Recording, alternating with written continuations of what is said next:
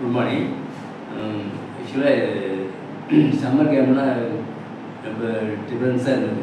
எப்படின்னா இந்த மாதிரி சைல்டுக்கு வந்து ஓரலாக பேசுகிறது, ரெண்டாவது ரைட்டிங்கு, குழந்தைகளோட எப்படி மிங்கிள் ஆகிறது, அப்படி அவங்க ஃப்ரெண்ட்ஸு மாதிரி அமைஞ்சிருக்கு.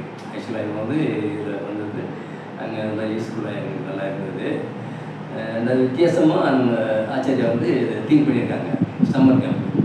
அது எனக்கு உண்மையிலே ரொம்ப சந்தோஷமாக இருக்குது. வித்தியாசமாக படிக்கிறது, அவங்க ஆக்டிவிட்டீஸை வந்து டிஃப்ரென்ஸாக எப்படி கொண்டு போகிறது ஸ்டூடெண்ட்ஸுக்கு, சின்ன பேபி ஹேண்ட் ரைட்டிங் கொஞ்சம் இம்ப்ரூவ்மெண்ட் ஆகிருக்கு. கொஞ்சம் வித்தியாசமாக இருக்குது. சிலதெல்லாம் லெட்டர்ஸ் எழுதுறது, ரெண்டாவது ஓரலாக கொஞ்சம் பேசுகிறதும் கொஞ்சம் அவங்க வந்து இம்ப்ரூவ்மெண்ட் ஆகிறது எங்களுக்கு.